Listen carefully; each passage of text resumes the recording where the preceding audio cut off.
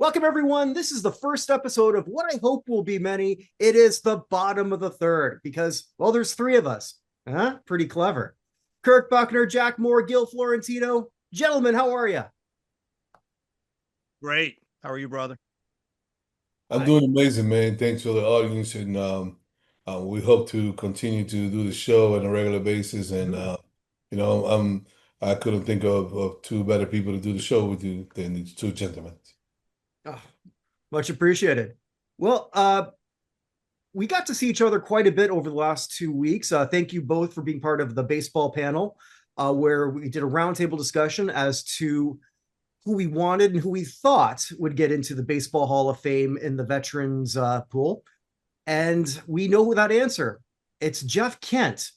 And for me, first reaction, I'm happy they picked somebody because we've seen before where they would get together and none of them could come, they wouldn't come up with 12 people.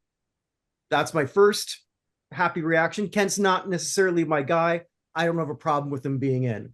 My second reaction, I'm surprised Don Mattingly went from 8 votes to the last time he was on a ballot to 6.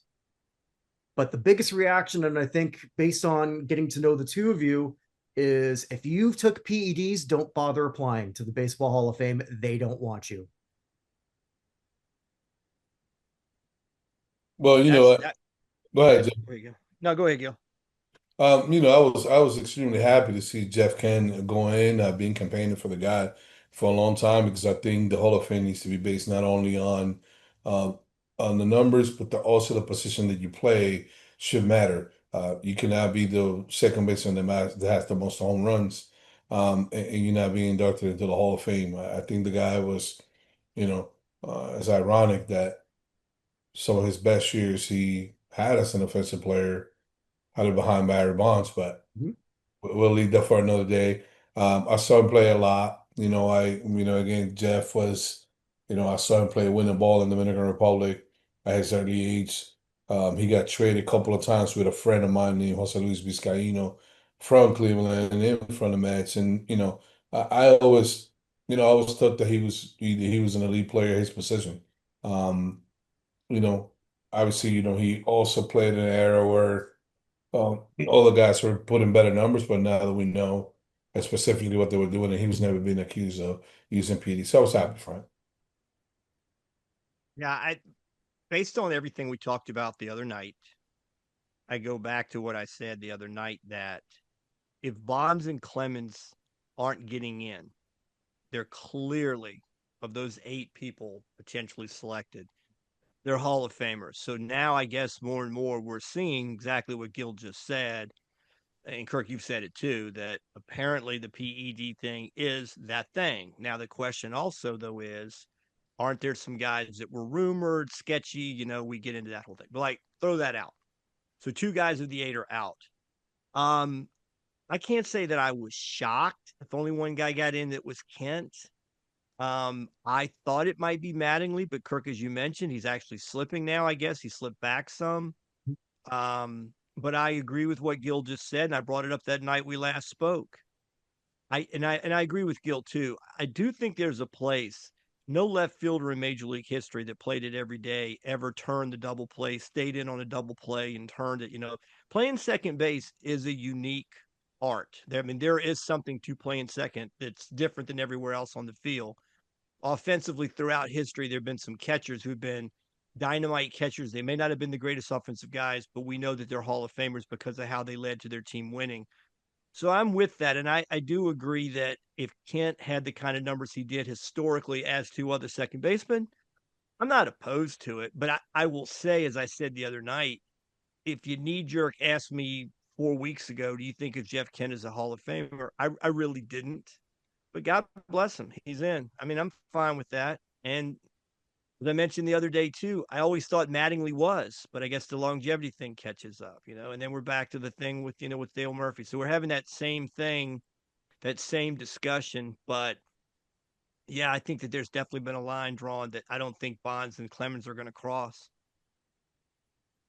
Yeah, I just go ahead, Gil. go ahead, Kirk. No, no, I just I echo your sentiment. At the end of the day, man, I mean, he's in again, and I think I spot, said this before, right?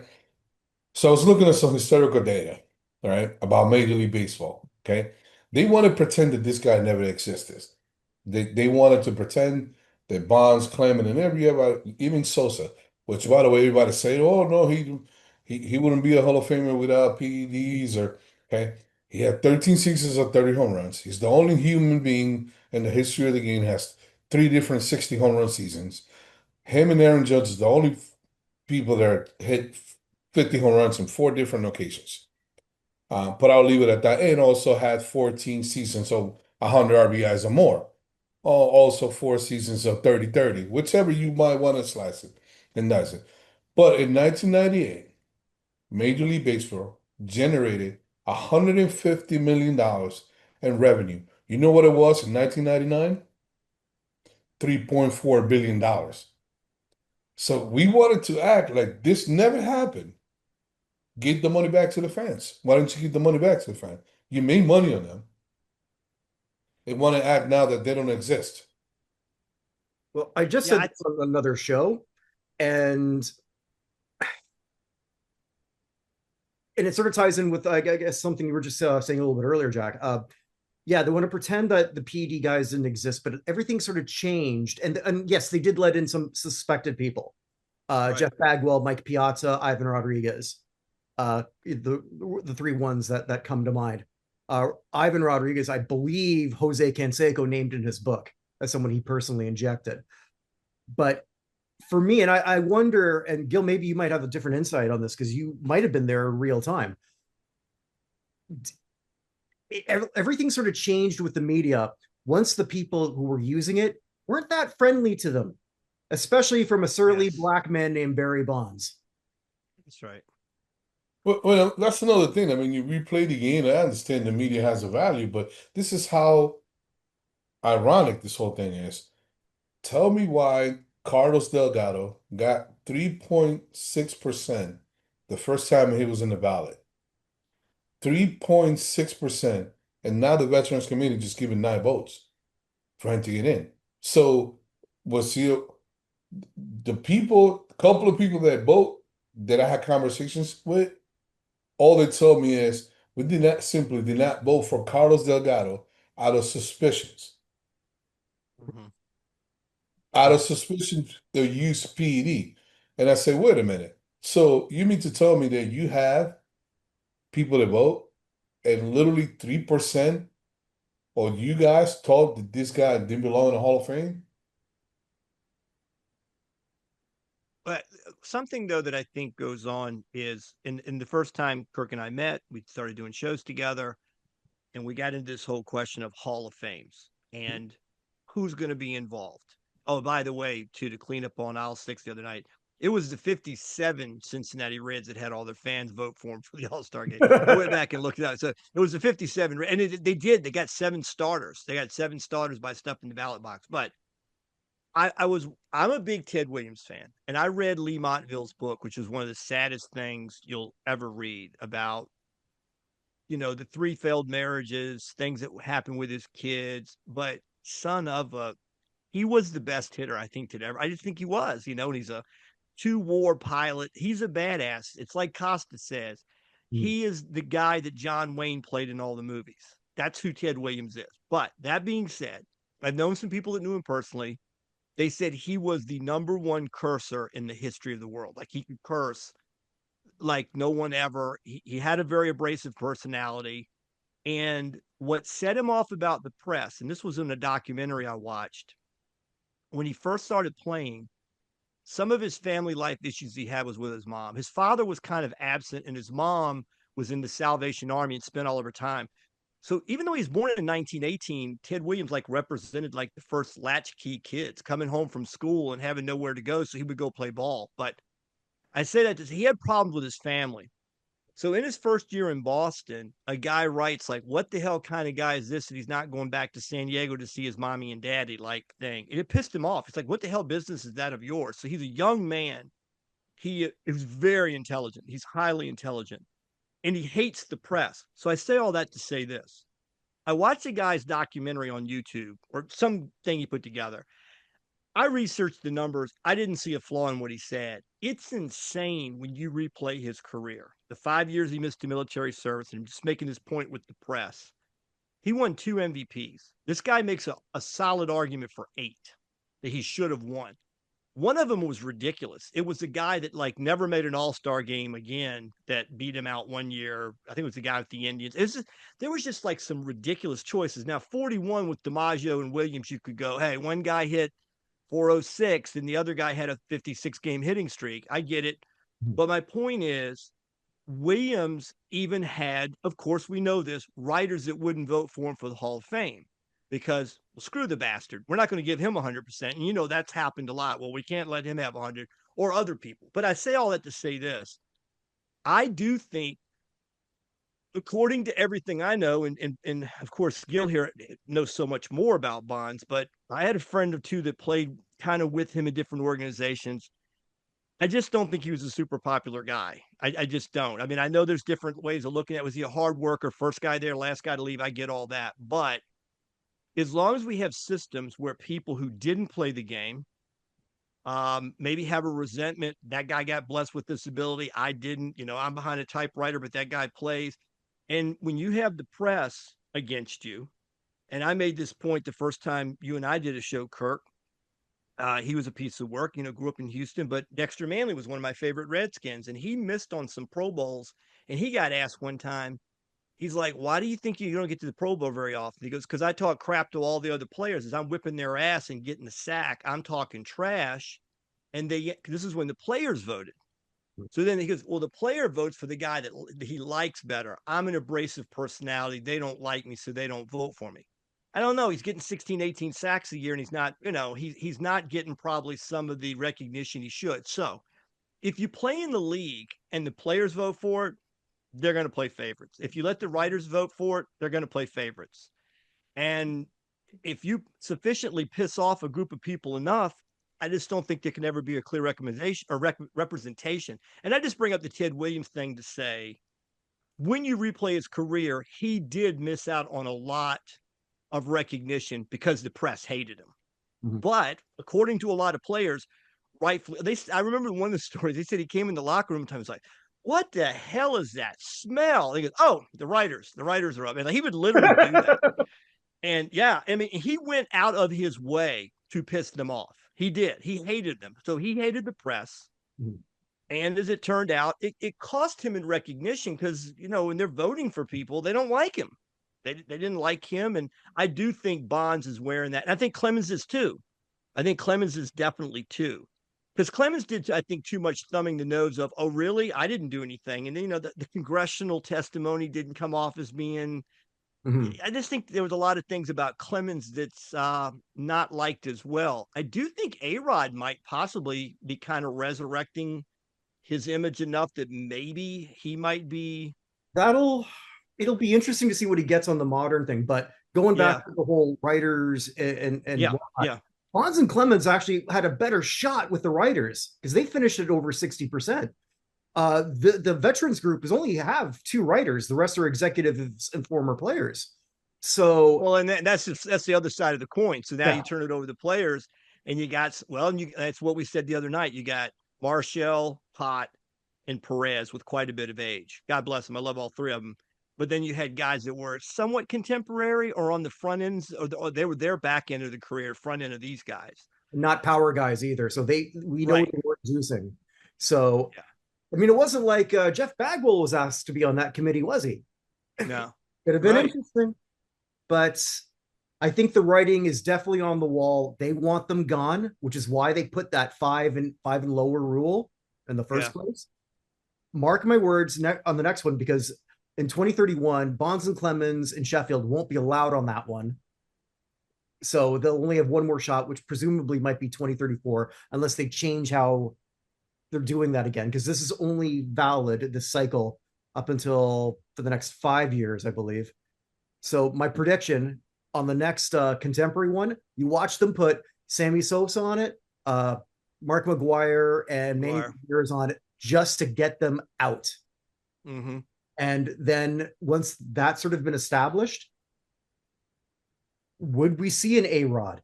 I mean, A-Rod's Yeah. obviously accepted back in society, baseball society. He's in Fox.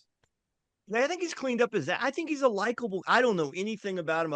I know some people that know him as well. But I tell you what, he's super bright. He presents well on TV, Mhm. so he's fun to watch. I mean, he's fun to watch. And you get him and Ortiz wound up together, which I always think the other thing is interesting is Jeter's presence, as you know, the whole tension between Jeter and A-Rod. But it's a nice crew, you know. If you're a baseball guy, you like Well, seeing those guys I together. just I think I had nothing but love for him. I haven't seen him in a couple of years.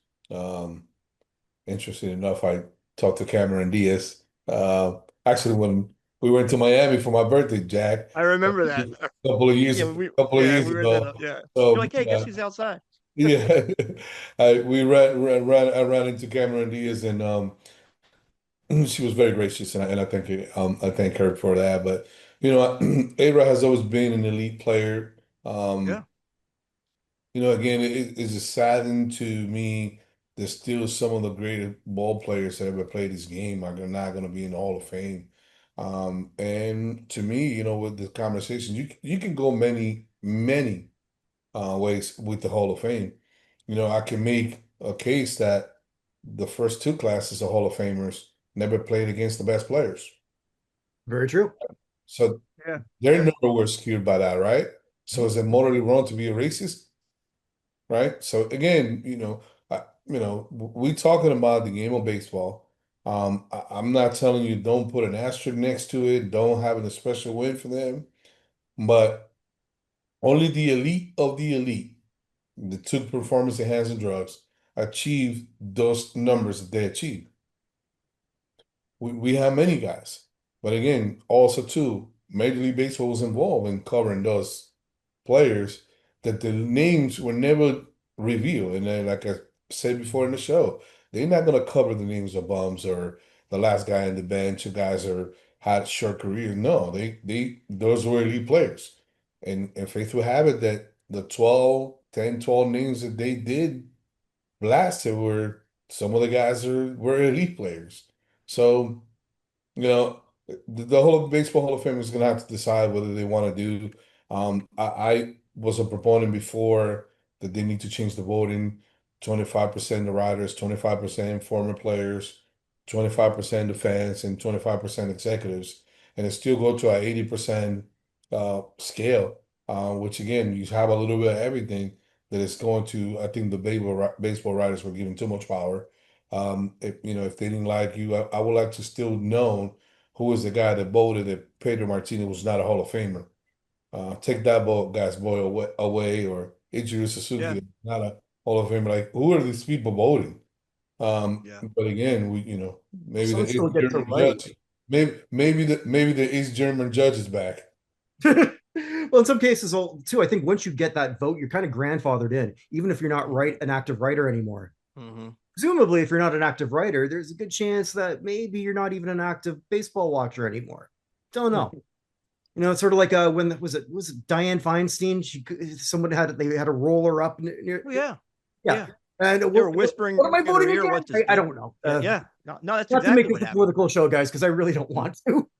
No. But you're right. That actually happened. Yeah. So, yeah, I guess what we're saying is the problem here, deep down, is that humans are fallible. We are what we are. We have. I also do believe, though. I will say this. I remember seeing an interview with the guy that was one of these 7 years and got a cup of coffee in the big leagues. Spent 7 or 8, 10 years in the minors.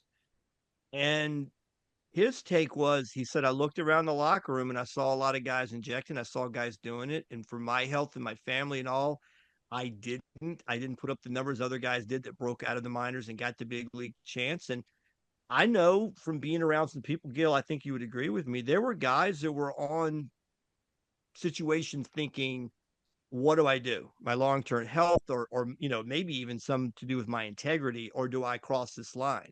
And it was a real thing. And I think it probably still is a real thing. I know it went on in football as well, what guys were doing and what guys weren't doing. Some of it was probably concern of health and some of it was concern with integrity or whatever. But as we said in the last show too, the way that Canseco was treated and everything he said, I think says a lot about what the problem is too. You can like Canseco or not like him. Like I said, people forget he was a hell of a player. He was a hell of a player. He really was. But he wasn't very well liked. So when he started naming names, everybody came out in force against him. Then it turns out he's Yeah, right. he Yeah, was not worth he was not well liked after he actually told, because a lot of people don't know, and I have inside information that he was blackballed by Major League Baseball. He was not allowed to finish his career. He wanted to hit 500 home runs. right. They would not give him an opportunity for him to finish his career in his own terms. So But Gil, was he like not well liked around Major League Baseball before he dropped names?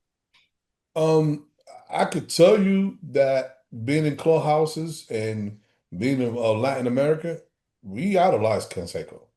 We thought he was the best thing since sliced bread.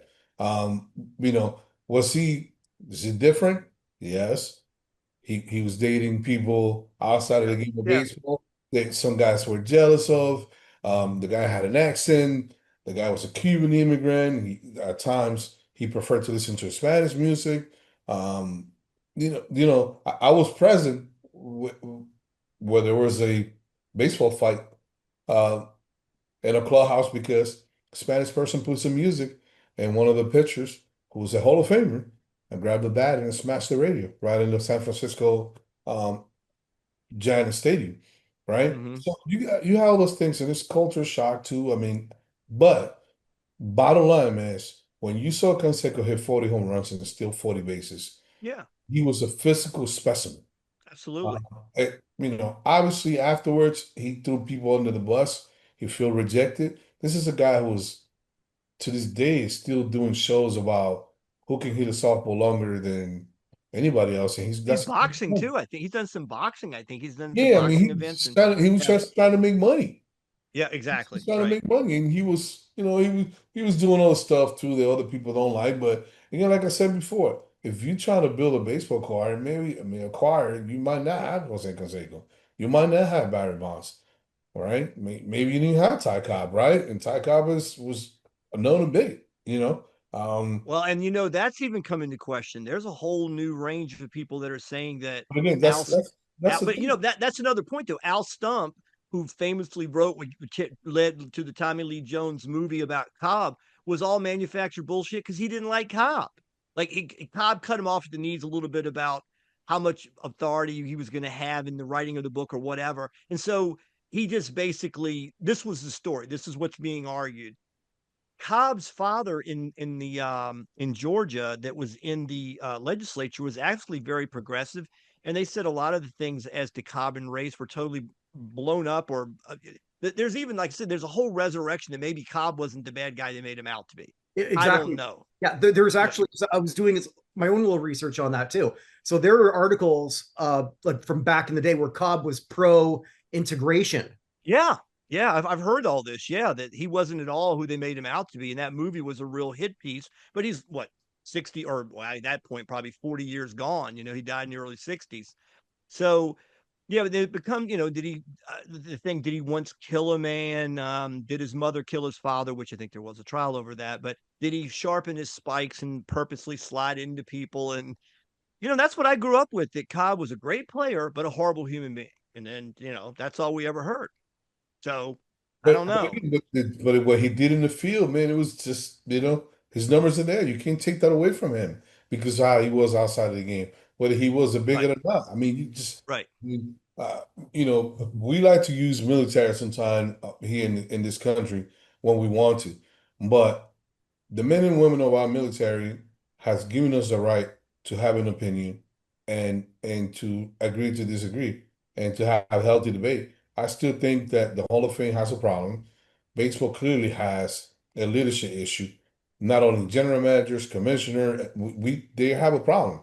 I always tell you, Jack, you should be in the front office. To this day, that I still tell you, hey, I know if you want to evaluate a player, if you want to send Jack Moore a video, Jack will tell you that's a pro kid. And the conversations we have when we coach and players that I send to you, you said that's a pro kid. And all those Hmm. kids are signed, right? So, Mhm. the game of baseball right now, analytics, we know that we coach the game and we play the game at the highest level. We know when somebody takes BP, who's on and who's not on that day. And you might give a shot to somebody who's the analytics say don't put him in against this pitcher. But you seen that guy's bat on fire and BP, and you say, hey, he got something going on today. And then that guy go out and get 3 or 4 hits that day.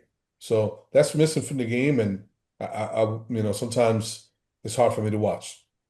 No, that's the thing you're bringing up too. That I've had quite a number of talks with Tom House about this because Tom is super science guy, but he's also super guy because he played 8 years in big leagues and he was in locker rooms and or clubhouses. And he said there's a real tension right now between kind of the bean counters and what analytics can bring to the game, and then the old school guys that could just see it. There's people that could just could see talent but I just had a young man that played for me, played some pro ball. And he went down to winter meetings. He goes, I'm gonna knock around, I'm gonna see what I can find, and he ran into Tamari, our buddy from the other night. Tamari was there. So anyway, he comes back and I said, what'd you see? And he goes, coach, I ran into a guy and a guy was like looking at me and he looked like a baseball dude. And he comes up and he goes, hey, you're kind of going through the same feel I am. And he goes, what? He goes, there's a lot of kids that they're carrying their college resumes and they're dressed a certain way and they're analytics guys. Like, and they're hunting down jobs. But there's guys in baseball now that are getting jobs because they're stat nerds, in a way of putting it. And my problem with the whole thing, I'll tell you how I best heard it put. I've never been around a person, including Josh up here on the wall here, that played for Buck Showalter with 2 teams. I never heard a guy in baseball that was around Showalter didn't say he's one of the greatest baseball minds they ever saw. Buck Showalter. That's all I ever heard. Great, smart guy, smart baseball guy. So he was on a radio station one time in DC, and they're like, hey, what do you think of the movie Moneyball? Which is, according to a lot of analysis of that, they never mentioned the 3 pitchers that get him there. They don't say anything about Tejada. They don't really mention a lot that was going on that year in Oakland. But he asked him, this guy on the radio says to Showalter, what do you think about all this analytics? And he goes, well, is it prospective or are you just kind of looking at stuff after the fact? He goes, he asked the guy, and I'll ask you guys, who has historically walked a lot in the major league in the history of the game? Who walks a lot? Bobby Abreu is the first name that comes to mind, just because he's one guys that hit. Showalter's like, okay, I thought we were being so specific. My bad. No. But what I'm saying is, Showalter was saying to the guy, he goes, you don't, as an organization, say, hey guys, walk more. Okay, got to skip. We're just going to go down there and just take cock shots down the middle and try to get deeper into counts. He goes, the guys that have historically walked, Ruth and of course Bonds, Ted Williams, these guys with astronomical walk numbers is because they could hit. So Showalter's like, they're looking at something that's positive. A guy has a great on base percentage. Like, do you know that Ted Williams was just shy of 500 lifetime for on base percentage? He had 344 lifetime and he walked a ton. But why did Ted Williams walk so much? Because they didn't want to pitch to him, just like Bonds, just like Ruth. So his point was, if your analytics guy are saying, hey, Skip, we've noticed something real important. What? Getting a lot of walks is good for offense. Okay. Tell you what we're going to do. We're going to tell our guys to walk more. Well, if you got a 227 hitter can't hit the ball in the infield, guess what? Nobody's going to walk him. He's not going to entice the pitcher into a walk. You're going to cock shot pitches down the middle until they get him out because he's not a danger. That was Showalter's point. You can look at numbers and read things from the numbers, but can you direct a team based upon the numbers? Are the numbers just not supporting what your eyes tell you? I mean, I think that's the whole tension. So like what Gil is saying, if you've been around the game long enough, you might have Joey 1 for 37 against a guy, but one night you're watching him or he's been on a streak, he's 10 for his last 15. And you're like, hey, I'm going to roll the dice tonight for him against the guy that routinely he doesn't hit well against because I think he's on right now. So you kind of weigh in those things. Analytics are going to look at, well, lifetime history says this, he doesn't play. And I think there's a place for that. Earl Weaver did that. People don't really recognize Earl Weaver was into that in the 70s. He had cards on everybody. And that's why I made that joke the other night. I was kidding when I said, but Mark Belanger like literally hit like 415 against Nolan Ryan. Okay. Mark Belanger was a lifetime 200 hitter, but like for whatever reason, he wore Nolan Ryan out. And the way as a kid, I remember that was he came up one time late in the game, like, well, fans, if you're wondering why Belanger's still in the game here against Ryan in the 8th inning with the game on the line, is he wears out Nolan Ryan. And for whatever reason, he hit Nolan Ryan well. And Earl Weaver knew that. So he's hitting 212 at the time, but Weaver leaves him in to hit against Nolan Ryan because he has a history and he knows what the history is. So, I mean, guys have been reading into that. And I mean, if you're in a clubhouse for 6 months, you know who can hit guys and who struggles with certain people. And, you know, there's some Well, history with that. they used to Yeah. flat out tell us, you don't walk out the island. You hit your way out That's of it. right. That's right. Oh, yeah. Yeah. That's exactly right. Yeah, that's an old saw, but it's absolutely true. And but yeah, there's a tension there. I'm going through it with as a pitching coach because I love the guys I coach with. I absolutely love them, but there's so much analytics going into shape of pitches, you know, what their horizontal this is and vertical that. And so they're really getting, and I think that there's some science to this that probably is advantageous, but where kids are lacking the ability to pitch today, coming out of the environments they're coming out is they don't throw their own pitches. They're having coaches call their pitches from the time they're peewee. So they don't have any feel to learn how to pitch, how to in, out, up, down, add, subtract. They don't have any feel for that because it's always look at your wrist or have the catcher receive the call from a coach who's 90 degrees off to the side trying to determine what the next best pitch is. And the kid has no conviction in the pitch. That's another whole thing. But if you listen to Greg Maddux talk a lot about pitching, he will say to you, he learned how to read the last thing that happened. I saw him on an interview once, and they're like, "Did you have a plan what you were going to do with the hitter?" He goes, "No, I threw every pitch based on what I got, the information I got from the last pitch." Gil, you know exactly what I'm talking about as a pitcher. Right? There's no I got to throw this and that. No, you get he's in front of that. Oh, he bit on that. Oh, I froze him on that. Like you're looking to see. You throw the pitch. What's the reaction? What information am I gaining? And you throw every. So kids can't learn to do that if it's always coming from somebody else telling them what to throw. So they lose that development. So We anyway, learned how to change the eye level of the hitter yeah. in 1986. So, you know, it goes back to what you're saying. You know, we don't let the players develop. We constantly put a leash on them. That's why you got starting pitchers now pitching 5 innings. What's a starting pitcher? Hmm? What's a starting pitcher anymore? Yeah, well, I mean, Almost. I five mean, innings. I mean, uh, sometimes four. He pitched 4 innings. Get the bullpen. yeah, and that guy's getting a standing O after he Yeah, pitched 4 innings. but But we wanted to go ahead and switch gears. yeah, I was just going to say that because Yeah. two other topics that we certainly want to look at. And one team that I guess if you're a young player right now, you're not, or even a veteran player, maybe you don't want to be a New York Met. Because I'm glad I'm not a Mets fan this week. It has not been a good week for them. They just lost two of their best players to free agency. One case with Edwin Diaz, where the rich get richer. Uh, that was the one thing they really didn't have. Was a top reliever, although you could argue that Roki Sasaki was, but that was never going to be the end game for Sasaki. Now, and what was a bit of a surprise to me, maybe because I didn't see Baltimore as a big purchaser right now, but Gil, as we sort of said that via text, they're trying to build, they're looking at that window. Pete Alonso could not wait to get out of New York fast enough, and he is now in Baltimore. The AL East got a lot more loaded, but I think the real story is no one wants to be a Met right now. Well, I think this a real leadership issue there. You know, I think that they stuck to their guns since been Peter Alonso. They were not going to offer him more than 3 years.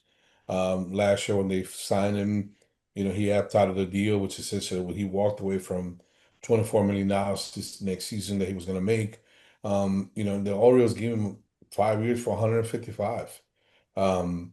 I thought that, you know, they were okay on not offering him more than 3 years, but I certainly thought that he could make $40 million with an auction of a 4 year. You know, essentially you have him and Juan Soto potentially in the next 4 years to be a DH, either one of them. But I thought that, you know, They let also DS walk over $3 million. I have inside information that they really didn't believe that beyond this year. The comment that was made was, we want to let a player go a year early than a year too late. And it was essentially what was told to me.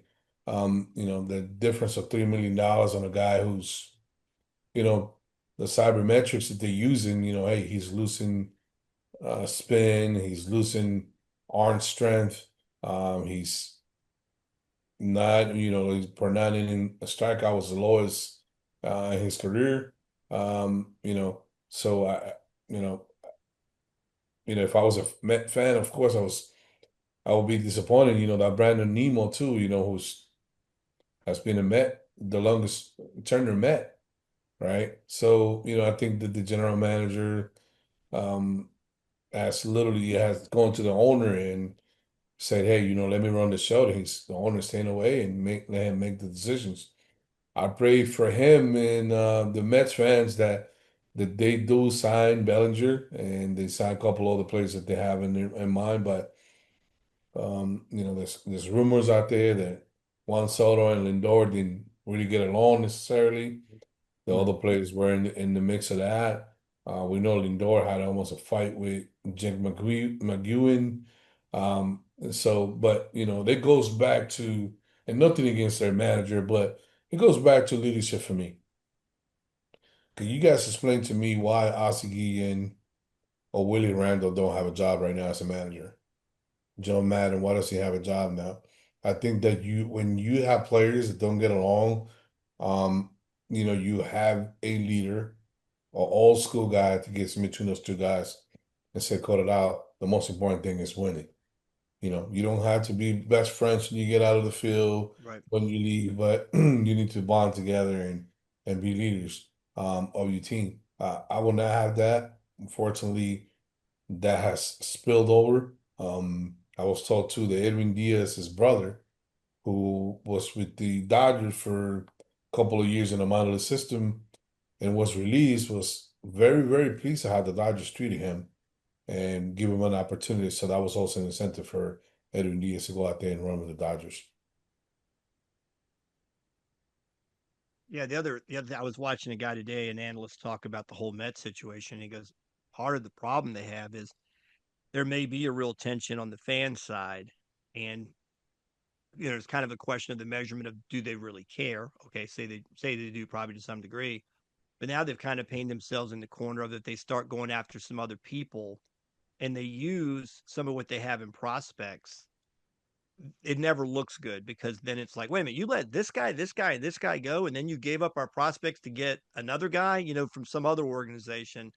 So it's when you've had that level of loss, trying to restock the shelves is always going to be kind of ugly, because if you have to give something up, it's like, well, why don't you just keep the people we already had? And so I guess was it Schoolbull is also in the mix about being questioned. He's got 1 year on whatever deal he gets, and his name has come up, and they're like, Yeah, but are you really get but the thing with them is with the Mets is that they don't. Their general manager doesn't believe to long-term deal for pitchers. But he just signed Devin Williams too for a 3-year deal, which I thought was a little interesting, considering yeah. he's coming off his worst year ever. Yeah, I but don't know how. I think that they also took in consideration that the last month of the season in the playoff, the guy didn't give up a run. So once he kind of got in the swing of things, and I think that he was I hope actually so. I got hope healthy. so. I really like that guy. But I hope that works out for them. But I think that their intent is probably going to be signing Bellinger and making play first base. Um, there's some talks out there they're going after Kyle Tucker. He's going to want to demand $450 million, and I'm not paying $450 million for Kyle Tucker and let Peter Alonso walk over a 3-year deal that he could have probably got 120, probably would have been happy with that, but not 25 a year.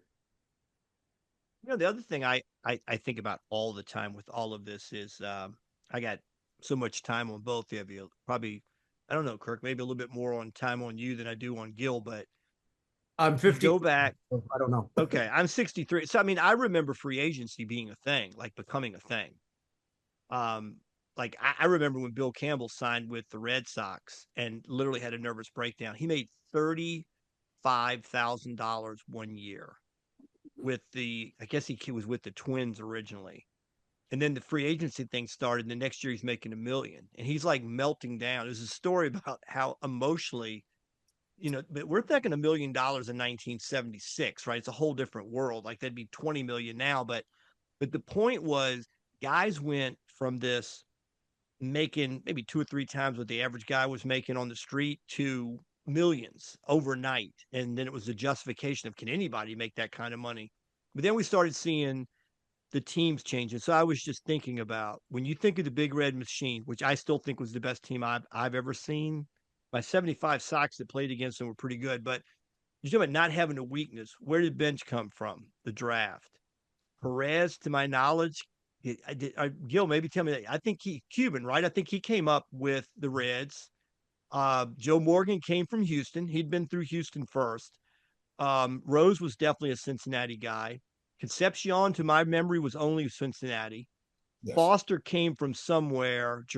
Geronimo and Griffey Sr., to my knowledge, were Reds. My point is, it was kind of like a homegrown team. Everybody was a homegrown team. You kept that team together as long as you could. Then they aged out. Then you went on. Then when I think of the Yankees, we think about that 90s run model. What was Posada? Homegrown. What was Jeter? Homegrown. Whoever was at second was homegrown. Bernie up the middle, homegrown. What did they do? They put role players in the corners. Paul O'Neill, Brocious, Martinez. And they kind of ran, Strawberry, Timmy Raines gave him another run. So that was a nice model. But where were the Yankees up the middle? Homegrown, right? I say all that to say, I don't know what the hell the model is anymore other than LA by everybody, right? Yeah, but by the right players too, though. No doubt. Well, you had to. Yeah. How do you walk? How do you the Anaheim Angels? Can you someone explain to me how you are the general manager of the Anaheim Angels and you go to Otani and he say he's not re-signing with you and you don't trade him, you lose him for Well, nothing. I don't disagree with that. Yeah. How do you keep your job doing that? Yeah. Talk to me. I mean, like, you gonna let the guy walk You had for nothing? Otani and Trout. You couldn't go around that. Huh? Otani and Mike Trout in his prime, and that results in 0 playoff series wins. But didn't Trout's contract basically just make him Trout poor? I mean, that was kind of the whole thing. Was it more Pujols' contract that really did them in? Yeah, that was some of that too. Well, and even going back, they threw a big one at Josh Hamilton and C.J. Wilson. Remember at one point when he left the Rangers, they just escaped Rendon's contract. Yeah, I mean, so they've made some choices through the year. It's not like they picked up Fred Lynn and Reggie Jackson like they did years ago. That's why we should have Artie Moreno on that committee to help decide a Hall of Famer, because clearly, anyway, sorry. He knows how to pick it, I guess.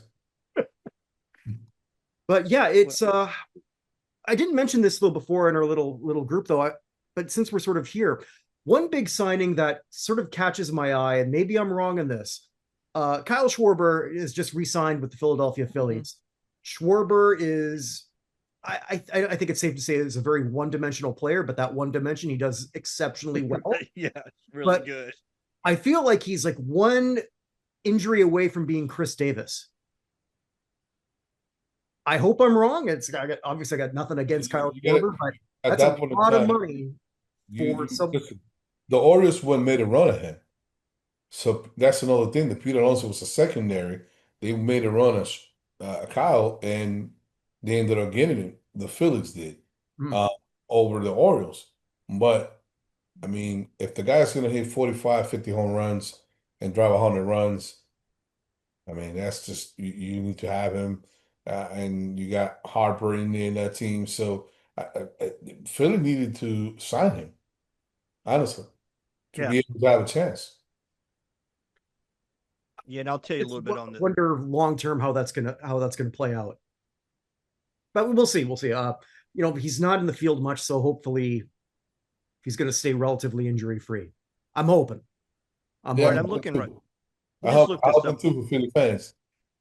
I just looked this up real quick. How much was spent this last year? So the Dodgers was $359 million. Number 2, do you guys know? According to this, it's the Mets. The Mets. The Mets were number 2. Okay, so they're 279 million. Then Toronto, 275, made it to the World Series. Then the Yankees are 260, followed by Philadelphia, 258, Atlanta, 241. I wouldn't imagine Atlanta was that high. Houston, 225, Padres, 201, Chicago, 184, and then Boston's 10 at 178. But that's what, knocking around with about half of what the Dodgers are spending. So, and let me just say this about I always want to try to pick on the historical stuff. I was out with the college kids in the fall, and we got into this talk about it. Like, hey, coach, the rich get richer. They're always buying players. I'm like, guys, it was no different at any point in the Major League history. I said, the New York Yankees literally used to buy everybody else's prospect. They had these teams that were $200,000 short on laundry bills and hotel rooms, and they're like, give us your best player. But he's our best player. You got to pay your bills. Here's 200,000. Go pay your bills, and then they go take the best player. That's how the Yankees won 5 World Series in a row, and then 4 out of 6 in different stretches. The reason the Yankees have such a great history is great players, no doubt, but they spent more money than anybody else. And people in the 40s and 50s and maybe even back in the 30s probably didn't really mind that so much. Cardinals were always great. The Dodgers were somewhat good, but none of this is new. I mean, it's not new. But I think it's gotten more extreme with the Dodgers than any time I can kind of remember. It feels that way. But I mean, the Mets are putting up a lot of money here too, but they don't seem to be getting the same result. So I don't know what the answer to all that is. But as a fan, as somebody as old as I am, the thing that I really miss the most is the 10 years that would pass and you pretty much had a lot of the same guys and they were your guys. And, the other day talking about Yaz and Rice, Lennon, Fisk ended up out, but Dewey, Evans was there forever. They were just guys that I grew up with that were there 10, 12, 13 years, and they were your favorite players. I just don't know why it's not hard to be a fan with a lot of these teams now because you don't have any continuity. Someone told me, Gil, they had to adopt the model of sort of kind of like the NBA, that the team that if you're over 5 years with that team, they can offer you essentially an extra $20-25 million more than any other team. Right? So they offer, if you're LeBron James and you've been with the Cavaliers, for an example, 5 seasons, the max contract that you can get is 10 years, but they have an extra $25-30 million that can offer you more than anybody else to incentivize those players who've been in your team for more than 5 years to stay in there. Yeah, but don't you think he was kind of the poster child for a phenomenon? My feeling on him, because I'm watching this stuff. I used to be a huge basketball fan. I haven't really watched it in years. I've been turned off by a lot of sports in general, but when I think back to, Will Chamberlain played with a few teams, and Jabbar played with a few teams. We pretty much know Jordan with just the Bulls, but he back end of his career he played with a couple teams. But I just felt early on with LeBron James, the message he put out was, I'm going to keep bouncing around this league and win as many championships as I can. Yeah, I think that he was a mercenary for championships, but exactly. And that probably was a bad example to use. No. But I'm using that because I don't think it's much different in baseball now either. I think that there are guys that are they're just and Xander Bogaerts was a guy that, I talk about that eye test. Holy cow. I told you when I saw him in 2022 play for the Red Sox, I had no idea he was that physically talented. He's like electric. Now, I know he's backslidden a little bit with the Padres, but my point is, I remember him signing out of Aruba at 16. And I remember at like 26, he signed another contract with the Red Sox. And my view of it, he was sitting beside Scott Boras, was kind of like, Boris's look seemed to be like what I would have liked to throw him out there on the market then. And right there, Bogaerts, it was like, Boston raised me. I've been with this club since I was 16. I'm loyal to the Red Sox. And then a few years later, they don't come up. They don't come through. I think he'd have stayed there for life. He was one of those kind of guys. And now he doesn't, and as a Red Sox fan, brother, I'm going to tell you, I'm pissed because I love that guy. I loved him. He was at 19 playing in the World Series. He was a difference maker for us. So as a Red Sox fan, when Bogaerts is around, what the hell's the reason to watch sports anymore? If that's your guy and you watch him grow up with the organization and then he's gone, and I don't think he wanted to go. I mean, you probably know better on that than I would, but I don't think the Bogaerts wanted to leave Boston. No, it was evident, but I mean, the money, they still got Well, I think money. it was the lack of love on the Red Sox side. Yeah, but I don't think the Red Sox offer him much. And the scouting department basically said, hey, this guy's not gonna last. And they proved out to be wrong because the Padres got stuck with that contract now. No, you're right about that. He has gone. He had a really good, I think, first season in 23, and then he's kind of slidden back. Yeah, I mean, it's a demanding position. It's a demanding position playing shortstop. So day in and day out. But hey, Well, which I'm seeing Corey Seager's name coming out too now about I haven't whether seen he's gonna. about him today, unless there's something that I missed over the last few hours. Yeah, I was watching somebody today. Before I go into too far over my head on that, I thought I saw something about whether he was staying with the Rangers because Simeon's gone, correct? Yeah, he got traded to the Mets. Right. He got traded to the Mets. I also too, talking about that team, you and I kind of with the Rangers right before they won the World Series, kind of Yeah, went. that's right. That's right. We were in We Texas visited together. them Yeah. and Josh Young and your buddy there was an interim manager.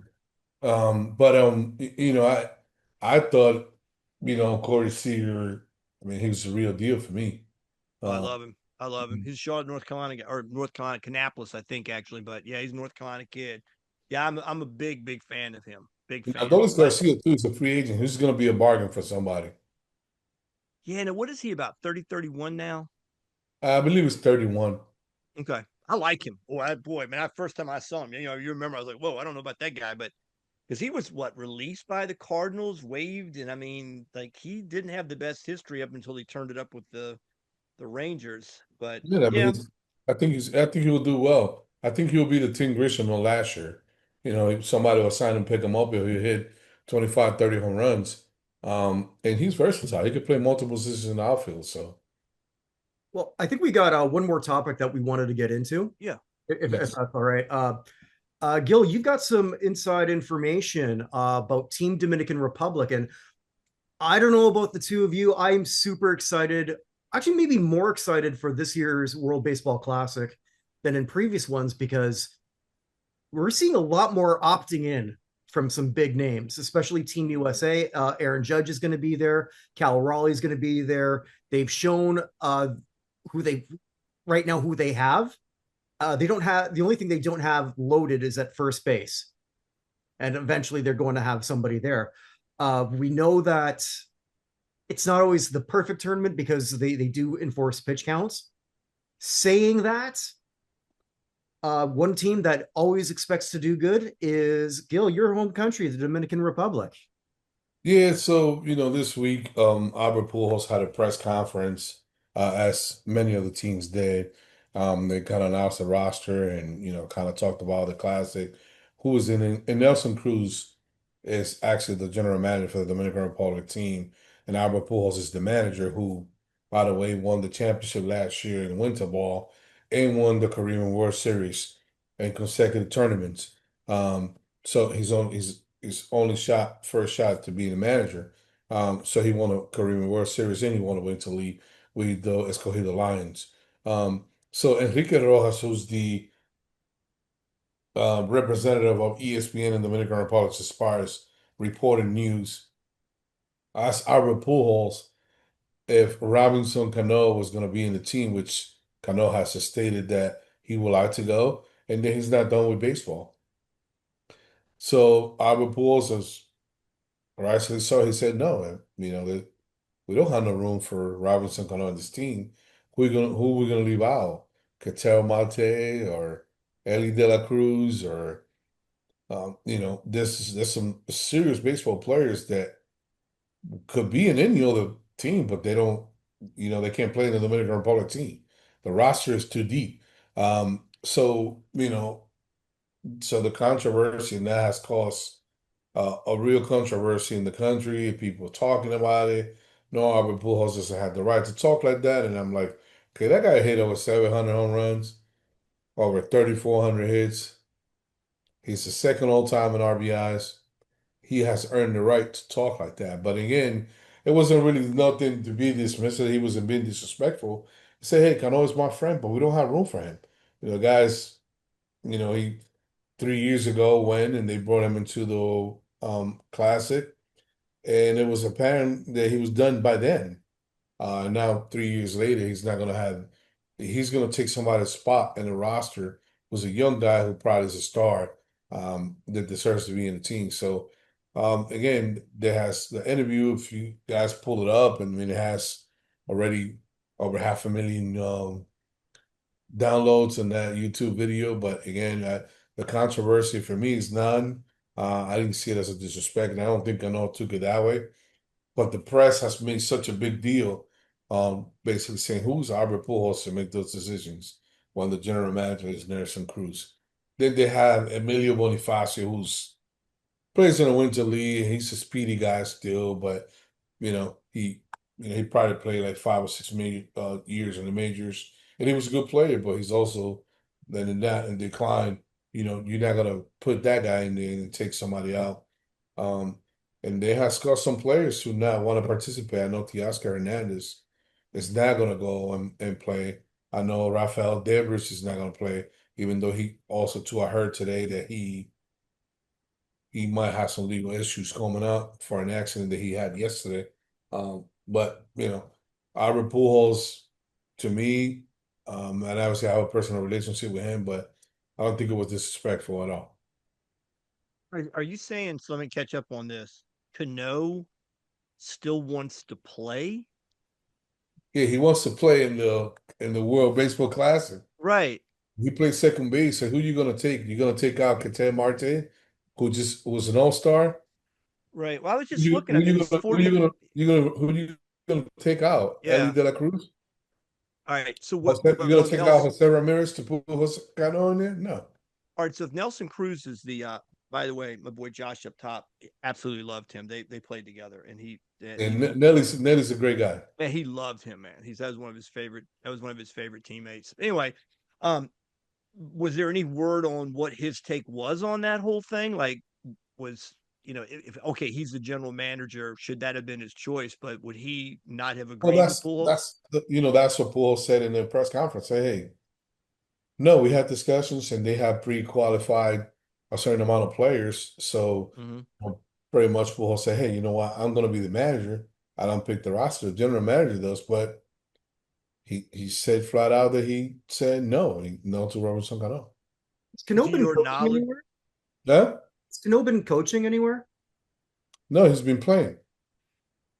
Wait, when? just playing in Yeah, the he's been DR? playing in Mexico. He's been playing overseas, Oh, in okay. Dubai. Okay. I didn't know that. Because I think that there was a contract that he signed with the Mets that as long as he still played, he was getting paid for that contract. If he decides to retire, which he's going to do now, that he was going to lose another 30, $40 million. Yeah. Because he's I gonna be just looked eligible at for the baseball hall pretty soon. Yeah? He's almost eligible for the baseball hall. Yeah, but as he tested positive for steroids. I know, but I mean, he will be on the ballot. But as a second baseman, if he doesn't test positive for steroids, I say he would have been first ballot as a Hall of Fame. For sure, for sure. As a I second was really baseman. sort of like putting that in sort of like timeline. Yeah. Like, 301 lifetime batting average, 2,600 hits, 335 home runs. Yeah. He's one of the best players I ever saw live. I saw him live. I saw him coming up to AAA as playing shortstop for Columbus on the way because he then moved up to play with Jeter. I saw Soriano do the same thing. Soriano came up through Columbus when it was AAA for the Yankees. He played in China too for a little bit. Yeah. Alfonso. Hey, you talk about he was a dude, man. He was a dude. He was a good talking player. about a player that had show power in his Holy. feet. I He'd mean, stand right on the plate with a 40-ounce bat, it looked like, and just big barrel, big head bat, and stand right up on the plate and turn it around. You could not beat him in. That's what I remember seeing. He was something else. He's a good Kirk, player. you guys want to let the fans know, the audience, when we're going to do the show and what days we're going to be doing the show? For this particular one, I guess we just have to get into a set groove for all of this because we're recording this Friday night, December 12th. Usually, whenever we do record a show, depending on if it's time sensitive, we try to get that up a lot quicker. So Right. this one will probably go up on the weekend because I send that off to my webmaster who takes care of all that for me. Because I'm not the best tech guy, as he will tell you when I'll ask him questions that I'm sure he thinks are very basic, and I don't know the answer to it. But yeah, I definitely hope this is going to be a trend. I know for sure we are going to do, I think, another big roundtable when we have I want to, because I want to do a World Baseball Classic preview. And then I want to find somebody who can actually defend why Italy and Israel are in this, when I'm pretty sure that none of those players may have even can speak Italian or Hebrew. I'm not sure, but I'm just saying. Huh. Just saying. I think you know what they should do for Team Italy? You can only speak in Italian in the clubhouse. And I should have been the manager then. Yep. And Yeah, same that's for, right. That's right. same for Team Israel. That But yeah, so we're going to figure that out probably soon when we're going to have a regular thing. I know that both of you have some things that you're going to in January. I might myself. I know in August, I'm hoping to get to the Pro Football Hall of Fame for a bit. We will see. Mr. Wallet sometimes tells me that I can't do the things that I'd like to do. Also, my wife tells me a lot of the things I'm not allowed to do. But that works for me. I seem to have a much better marriage than Sharon Moore of formerly of the University of Michigan. Hell was that anyway? God, I've not been able to figure out that whole story yet. I've seen enough to be kind of yeah, scary, no, but but again, we talking about, right? Young guy. Why don't we get He's in more 40, years, not huh? even 40. And in 24 hours, you lost your job, you lost your career, you lost your wife, and you might be going to jail. And for you And, what? lost and, your and mind. and again, I'm not trying to discriminate against age, but again, we've seen across the board all these coaches that have a track and history of winning and performing. I mean, and those guys get constantly passed over, and I believe it's because of analytic people don't want somebody in there that can go against what they saying or have some power in there. You get a young guy, you get the San Francisco Giants, and nothing personal against this gentleman, but you go to the college rank that's never been done to a major league when you have guys that won the World Series as managers and they are unemployed and you choose to do that. Well, that might be a topic for a different day, but that sure smells funny to me. I did a PSA on my last show. I just said pretty much if you're gonna like do something with an intern, make sure it's an intern from a different school. Like I don't know. It's if Bill Belichick's laughing at your choice of females, then there's something there might be a problem. Yes. Yeah. I guess with that, this should bring everything to a close. Thank you both for actually, Gil. I think that I can't remember whose idea it was. I think it was sort of like in our little group text. It just sort of all seemed to come together at once. But thank you both for being part of the United States Athletic Hall of Fame selection show. That was a lot of fun. That's now up on the channel. You can take a look at who we've all voted for the class of 2025, or actually who all of you voted for, because this is the only vote for the people, by the people, and with no outside influence. If it was, believe me, it wouldn't have been the 25 who got in. I got a little something to throw in on the baseball side. So the other night when I said the thing about I thought Koufax retired when he was 30, I looked it up. He was 30, but he was born in 1935. So his birthday's December 30th. Sandy will be 90 the end of this month. And so when he retired in 66, he'd not yet turned 31. So yeah, he was actually 30 years old when he retired, but he's going to be having a birthday. I thought he was born in 35, and he was. And real quick, funny story about him. He went to Cincinnati to play basketball. Then he went to College of Brooklyn or something while he was playing for the Dodgers. He was a bonus baby, so he had to be on the major league roster. And I saw him on this really funny story where in 55, where they finally beat the Yankees to win the World Series, he went to night class. And at the beginning of class, he went to a professor, Sandy Koufax, and said, hey, professor, if you don't mind, I need to kind of step out earlier, a little early, because I'm going to the Dodgers party for the team. And he goes, we're all going, okay, son, go ahead and have a seat. He goes, no, I'm going to the party. And he goes, right, dude, we're all going to go to the party. He goes, no, I'm on the team. And he goes, yeah, you and I both are on the Dodgers. There's a truth. He was like, I'm trying to convince this guy that I need to leave early for the team party, and he doesn't believe I'm actually on the Dodgers because he was 19. But he never pitched that year hardly at all. But yeah, he's 90 years old. I don't know. The years go by and I just can't. Excellent story, man. I love Koufax, though. I mean, he had a great career for sure. Absolutely. Y'all be good. Well, thank you, everyone. Check out everything that we do at notinhalloffame.com. Wherever you are, wherever you may be, make today count because it never comes again. Take care, everybody. Thank you.